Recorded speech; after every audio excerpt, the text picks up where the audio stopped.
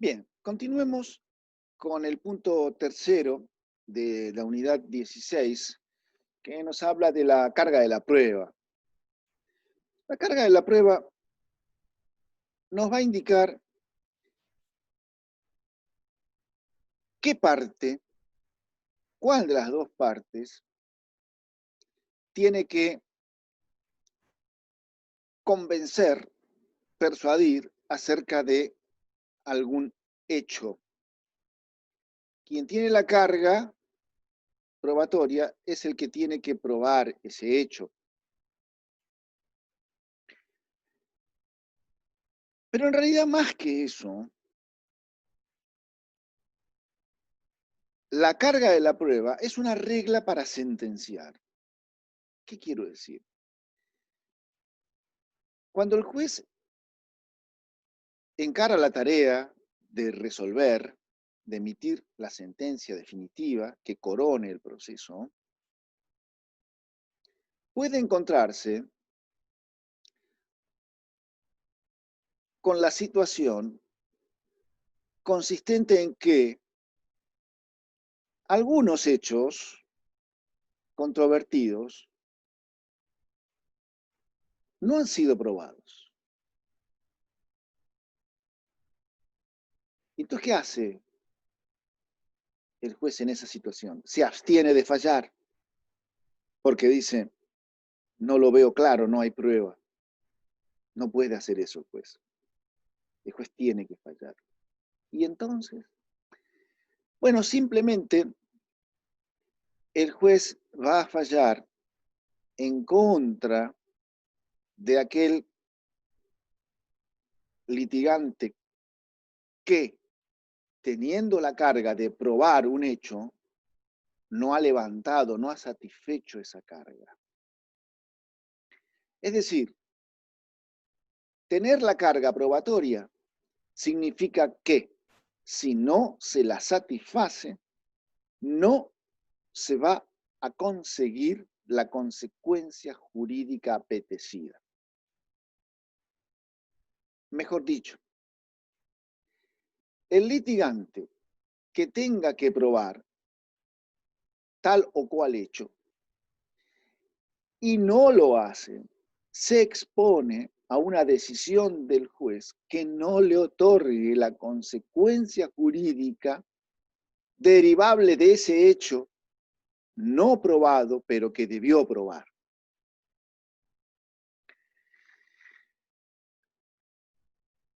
¿Quién tiene la carga de la prueba? Hablemos primero de una regla general. Según esa regla general, la parte que afirma el hecho que es presupuesto de la consecuencia jurídica que persigue, alega un hecho que es la causa de la consecuencia jurídica que apetece. Entonces, si quiere esta consecuencia jurídica, tiene que probar el hecho disparador de esa consecuencia jurídica. La parte que apetece una consecuencia jurídica tiene que probar el hecho que produce esa consecuencia jurídica. Esa es la regla. Esa es la regla que aparece reflejada en el artículo 360 del Código Procesal de La Pampa. Ahora, hay situaciones excepcionales. Una de ellas está prevista también en el artículo 360 del Código Procesal de La Pampa. Y en esa situación nos vamos a enfocar brevemente. Se la conoce como una carga probatoria dinámica.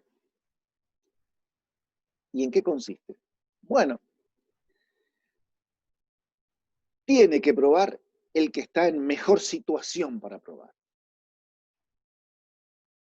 Aunque, de acuerdo a la regla general que acabo de explicar antes, no le correspondiera probar, dado que está en mejor situación para probar, entonces le corresponde probar. Y si no prueba, la falta de prueba, el precio de la falta de prueba, lo paga el que tiene esta situación de mayor facilidad para probar, pese a lo cual no probó. Esto es muy común en materia de alimentos. En el juicio de alimentos, ¿quién mejor que el propio alimentante para arrimar al proceso la prueba necesaria para justificar su situación patrimonial? ¿Quién mejor él sabe lo que gana o lo que deja de ganar con su actividad? De acuerdo a la regla general, la parte alimentista, la que reclama alimentos, es la que tendría que probar la situación económica del alimentante. Pero, según la excepción de las cargas probatorias dinámicas, es el alimentante el que está en mejor situación para demostrar cuál es su situación, cuál es su posición económica, sus ingresos, sus recursos. Nadie mejor que el alimentante. Ahí tienen un ejemplo de cómo funcionan las cargas probatorias y las cargas probatorias dinámicas. Esto está previsto, lo que acabo de decir de los alimentos, en el artículo 710 del Código Civil y Comercial de la Nación.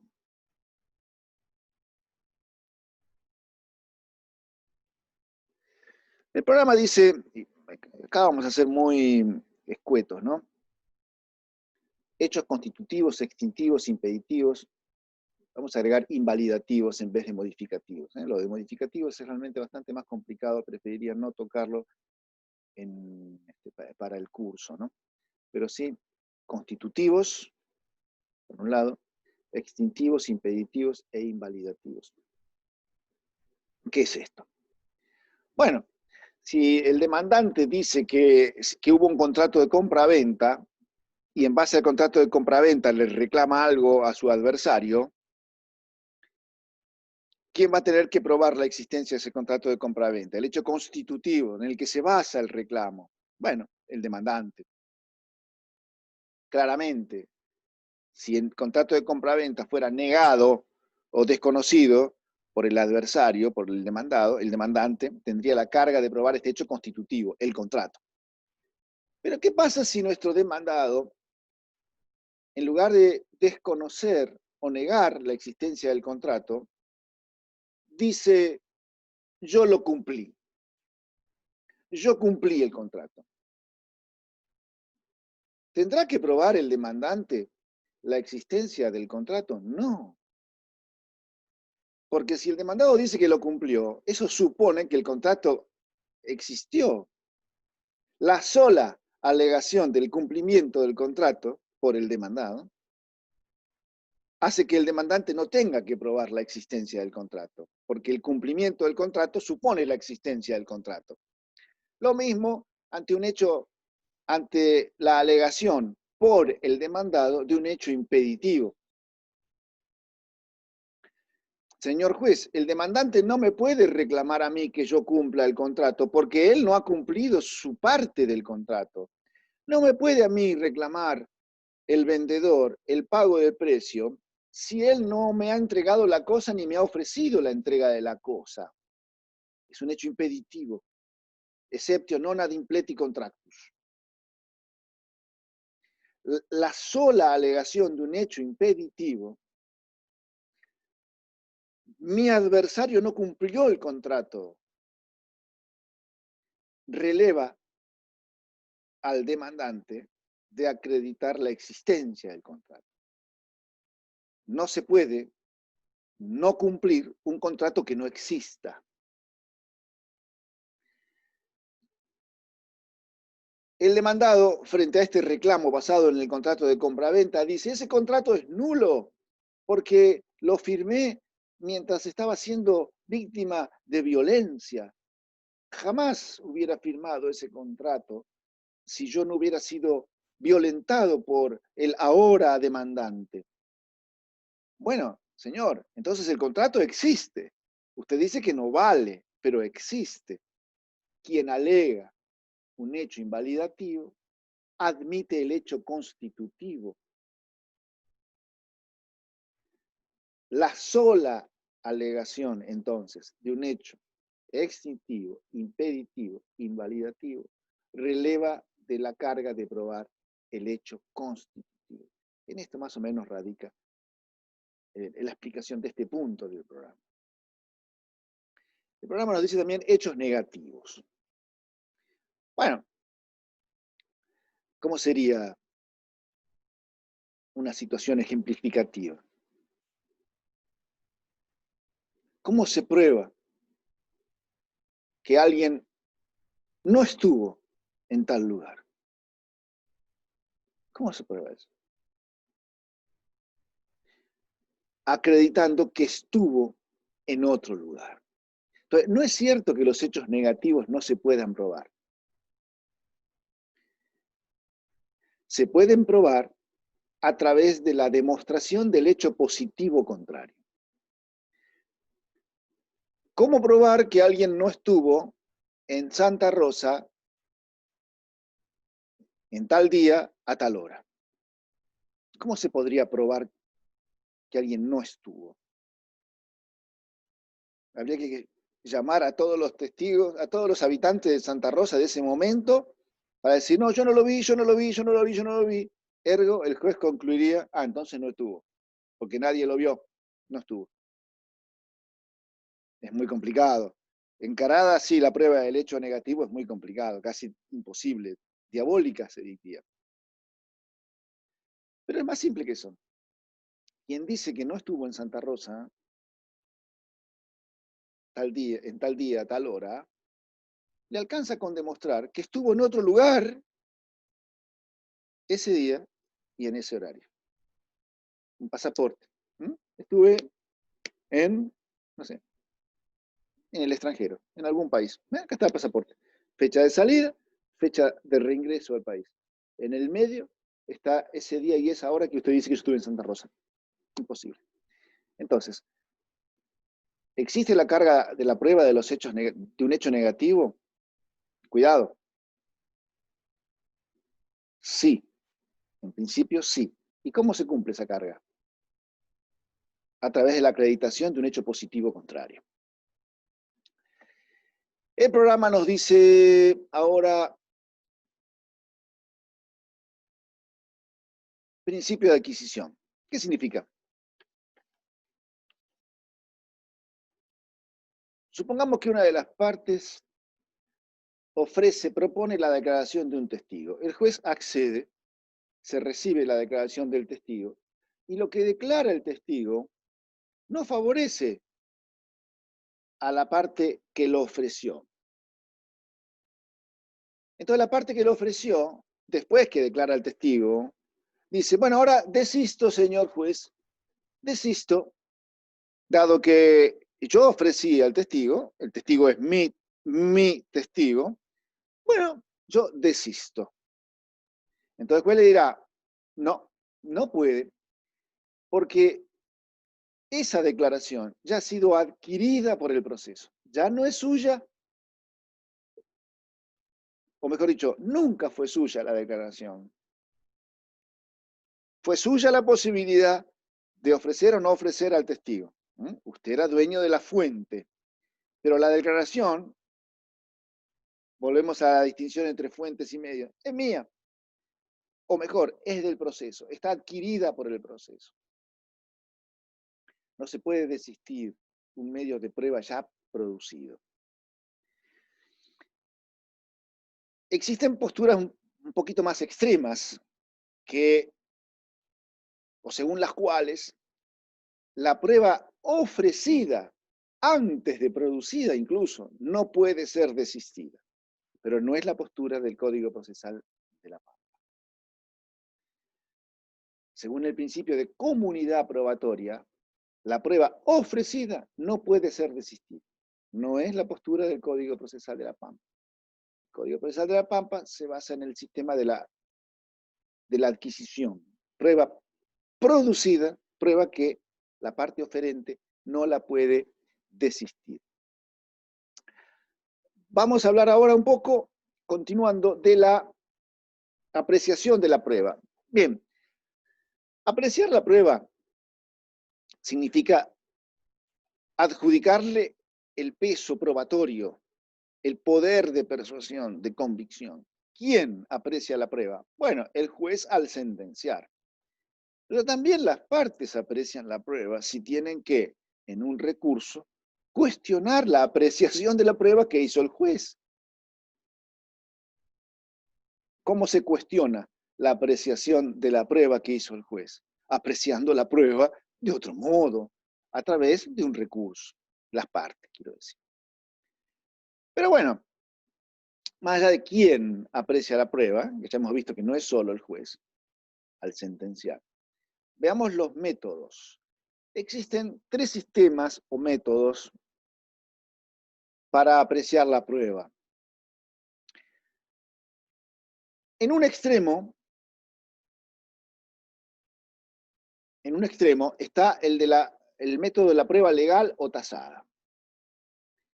En ese método, o para ese método, es la ley quien determina cuál es el valor probatorio de tal o cual medio de prueba. Le guste o no le guste al juez, ante una escritura pública, como vimos en la grabación anterior,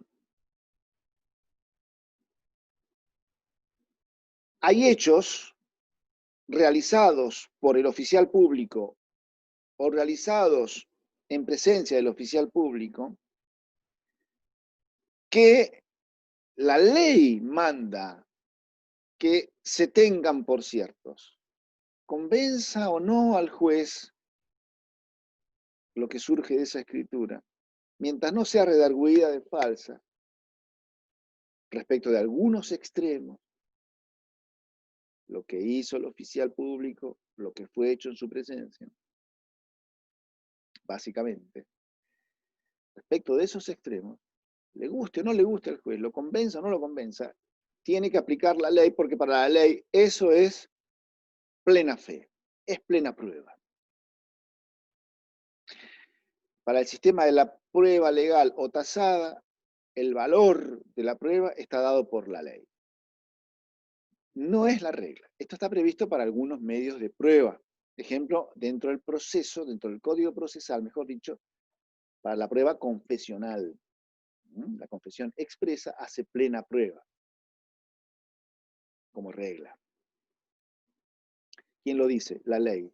¿La confesión ha convencido al juez? No. Pero no importa, porque la ley lo obliga a formar convicción. La ley le dice lo que vale la prueba. La ley no invita al juez a que la valore, le dice lo que vale y punto. Hay una cierta desconfianza, ¿no?, de la ley hacia el juez. Cuando le dice, mire, señor juez, ante este medio de prueba, usted no tiene margen. Esto es así como yo lo digo. Vale lo que yo digo que vale, punto. Este es el sistema de la prueba legal o tasada. En el otro extremo está el sistema de las libres convicciones, íntimas, libres e íntimas convicciones. Según este sistema, el juzgador puede formar su convicción con la prueba producida, sin la prueba producida o contra la prueba producida, porque no tiene que ni siquiera explicar cómo llega a la convicción. Es el sistema que se utiliza, por ejemplo, en el juicio por jurados. Los jurados dicen culpable o inocente. ¿Por qué? No sé. Nadie se los exige, nadie se los puede exigir, porque se guían por este mecanismo o sistema de las íntimas convicciones. Poca seguridad otorga este sistema, ¿verdad?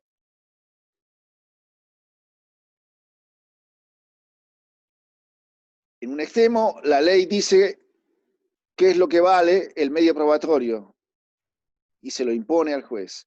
En el otro costado de esta ecuación las íntimas convicciones. El juez forma su convicción como se le da la gana, sin explicar por qué. En el medio está el sistema de la sana crítica, que es el que tiene como regla el Código Procesal de la Pampa. El juez tiene que formar convicción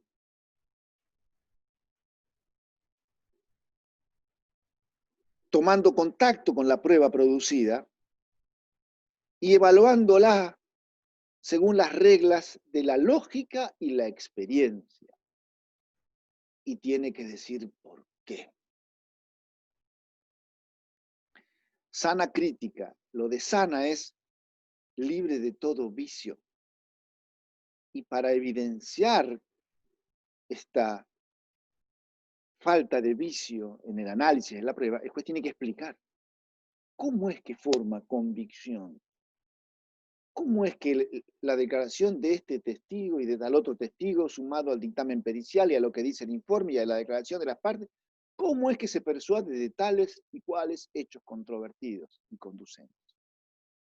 Esta es la regla, este es el sistema de la sana crítica, que es el que como base tiene el Código de la Pampa, el Código Procesal Civil y Comercial de la Pampa. El Código Procesal Civil y Comercial de la Pampa, entonces, como regla general, usa el sistema de la sana crítica, pero tiene concesiones hacia el sistema de la prueba legal o tasada, concesiones que vienen desde el Código Civil y Comercial de la Nación, como hemos visto en el caso de por ejemplo, del instrumento público, o también alguna concesión que proviene del propio Código Procesal de la Pampa, el caso de la prueba confesional. Dicho sea de paso, la prueba pericial no es vinculante para el juez, no para nada tiene que ver con la prueba legal o tasada. Antes bien, el juez debe merituar, apreciar la prueba pericial en función de las reglas de la sana crítica también, y a partir de una serie de parámetros que la ley le dice que tiene que tener en cuenta. Es decir, la experticia, el saber científico del perito, la concordancia con otros elementos de prueba, los fundamentos que da el perito en el dictamen, etcétera, tema que se va a ver en otra parte del programa cuando se enfoque la prueba, específicamente la prueba pericial. Estamos terminando prácticamente esto. El programa nos dice pertinencia, admisibilidad y atendibilidad de la prueba. Bueno, muy bien. Una prueba es pertinente. Cuidado con la terminología técnica, ¿sí? Ya lo van a ver. Una prueba es pertinente porque hace blanco en un hecho controvertido y conducente. Si hay que probar el hecho X, la prueba será pertinente si se refiere al hecho X. Y si no se refiere al hecho X, si se refiere al hecho J, entonces la prueba es impertinente. La prueba es impertinente no porque sea maleducada. La prueba es impertinente porque no se refiere a un hecho controvertido y conducente. Está fuera de foco. Esa es la prueba impertinente. La prueba admisible es aquella que está permitida por la ley. ¿Hay pruebas que no están permitidas por la ley? Sí. Por ejemplo, lo vemos en el artículo 361 del Código Procesal cuando se refiere a los medios de prueba no previstos por la ley. Como regla, si leemos el artículo 361, advertimos que los medios no previstos son de posible utilización dentro del proceso. No previsto significa no es ni prueba documental, ni prueba informativa, ni testimonial, ni la declaración de las partes, ni pericial, ni reconocimiento judicial. Algún otro que no esté previsto es permitido, siempre y cuando no afecte determinadas condiciones. Voy a leer el código. Siempre que no afecten la moral, la libertad personal de los litigantes o de terceros, o no estén expresamente prohibidos para el caso. Si se diera alguna de estas condiciones, la prueba sería inadmisible, no por no prevista por la ley, sino por afectar alguna de estas condiciones o por llenar alguna de estas condiciones. Como también, en un ejemplo un poquito más cercano, vamos de vuelta al código, en el artículo 379, prueba informativa, se establece que no es admisible, no se tolera la prueba informativa para reemplazar algún otro medio de prueba. Ejemplo, conseguir a través de un informe la declaración de un testigo. No, eso es inadmisible. Artículo 379. Vamos a otro ejemplo, 391.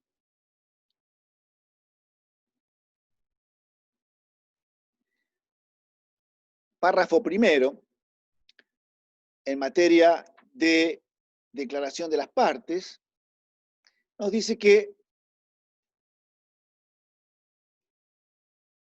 las preguntas que se formulen a la parte tienen que referirse a hechos que sean de su conocimiento personal, protagonizados por la parte, o que, si no fueron protagonizados, realizados, sean de su conocimiento personal.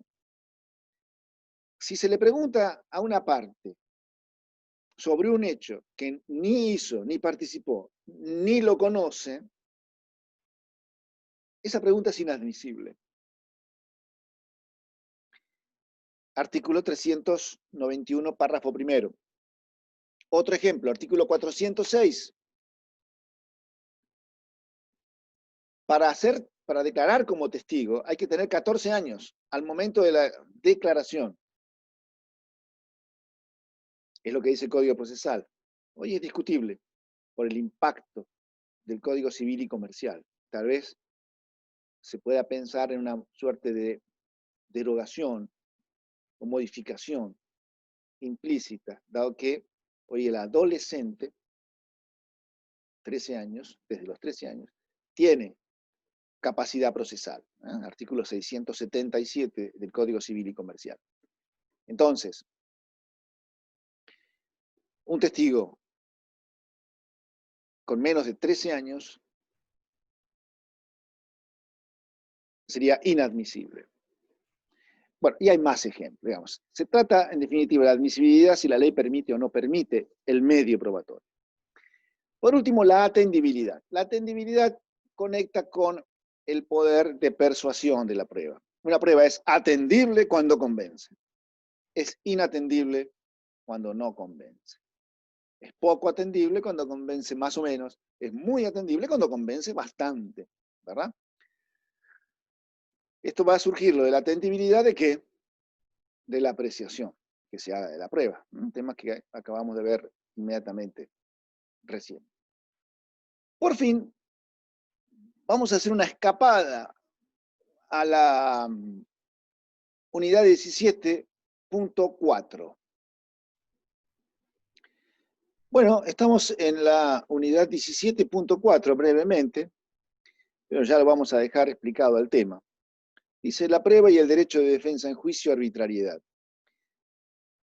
Cuando explicamos el concepto de debido proceso, dijimos que incluía la chance de producir prueba.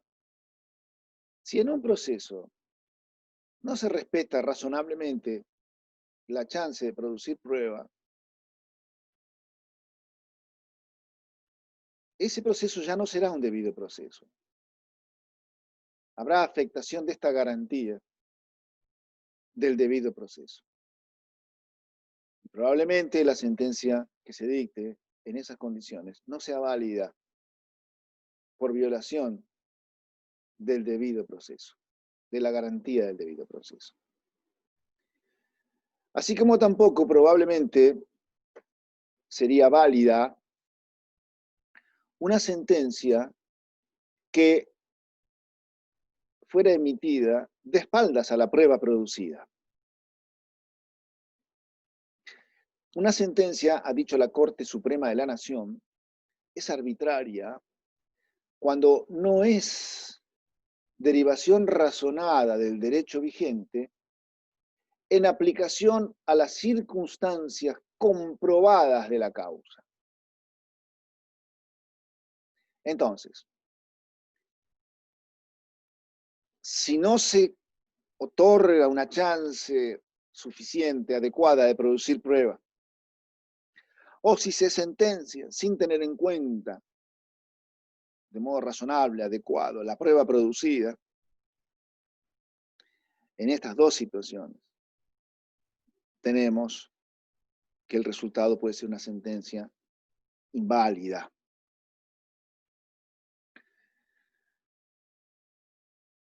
Último punto, hablemos un poco de la prueba ilícita.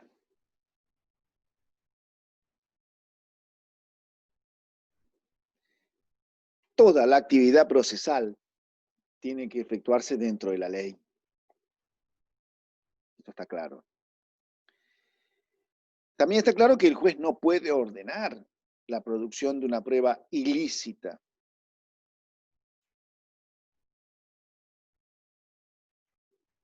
Que una parte declare bajo tortura.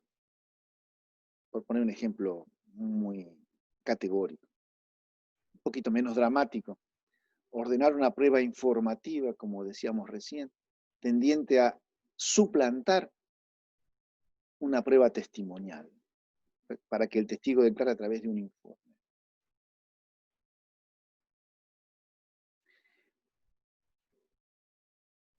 El juez debe prevenir nulidades, no provocarlas. Repasen, vean el artículo 35, inciso 6, apartado B. 35, 6b. El juez debe prevenir nulidades, no provocarlas. Ahora, cuando hablamos de prueba ilícita, podemos hablar de dos categorías de ilicitud. Primero, la ilicitud proveniente de una prohibición de la ley. La ley prohíbe tal medio probatorio. Ejemplo simple, el de la prueba informativa para suplantar una prueba, otra prueba. El ejemplo, insisto, de la testimonial, que el testigo declare por informe y no como manda la ley en audiencia, etcétera, se verá en otra unidad. Es decir, primera clase de ilicitud, prueba, medio de prueba prohibido por la ley. La otra ilicitud proviene de la prueba que no está prohibida por la ley, pero que para su producción dentro del proceso se infringe la ley. No se siguen la regularidad que establece la ley para la producción de esa prueba. Una cosa es la ilicitud porque la prueba está prohibida, y otra es la ilicitud porque está permitida, pero se la hace mal, se la lleva a cabo irregularmente, se la lleva a cabo de espaldas a lo que establece la ley para llevarla a cabo. En esta última hipótesis hay que distinguir claramente la prueba no prohibida, pero que se produce irregularmente. En este renglón hay que distinguir. Es si esta irregularidad conculca garantías constitucionales. Ejemplo, declaración de parte con tortura. Entonces, evidentemente, estamos ante, si la sentencia recogiera esta prueba, la sentencia sería nula. La famosa teoría del fruto del árbol envenenado. La convicción, el fruto que se extrae de un árbol envenenado, que es la tortura, o la declaración con tortura, hace caer a todo aquello que se alimente de este fruto, por ejemplo, la sentencia. Ahora, que si la prueba no está prohibida, se la lleva adelante en su producción de manera irregular, pero sin afectar garantías constitucionales, sino nada más afectando cuestiones de procedimiento legal.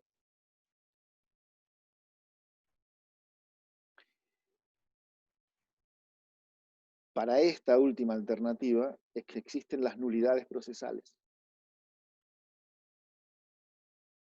Ejemplo. Para la prueba pericial existe todo un procedimiento muy minuciosamente regulado, desde que se ofrece la prueba hasta que se agrega el dictamen pericial y se da la chance a las partes de pedir, o al juez, de pedir explicaciones, etc. En todo este procedimiento puede ser que se cometa algún vicio, alguna irregularidad. Pero esa irregularidad, en tanto no afecte una garantía constitucional, es atacable a través de un incidente de nulidad. Y la parte perjudicada por la prueba, si no plantea en término un incidente de nulidad, convalida este hierro de procedimiento intermedio entre el ofrecimiento de la prueba pericial y el agotamiento de del último pedido de explicación. Entonces, el dictamen pericial, que es consecuencia de un procedimiento pericial en algún punto irregular, vale y no va a invalidar la sentencia, en tanto en cuanto la irregularidad del procedimiento no sea atacada en tiempo y forma, como corresponde. Es decir, hay algunas irregularidades que son salvables, las que son meramente procedimentales, y otras irregularidades que no son salvables, las que afectan garantías constitucionales. En síntesis, si la sentencia se basa en una prueba en sí misma prohibida por la ley, o en una prueba no prohibida por la ley, pero llevada a cabo con infracción de garantías constitucionales, en cualquiera de estas dos situaciones, la sentencia va a ser inválida por violación de las reglas del debido proceso. Prueba prohibida, prueba no prohibida, irregularmente producida con infracción de garantías constitucionales. La prueba que va a ser válida es la prueba no prohibida por la ley, irregularmente producida, pero con irregularidades que son de procedimiento.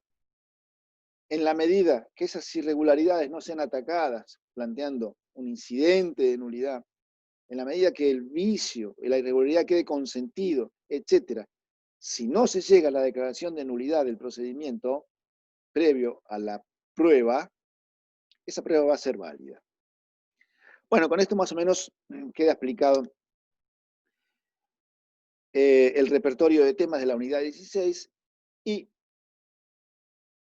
también le agregamos el punto 4 de la unidad 17. Bueno, muchas gracias.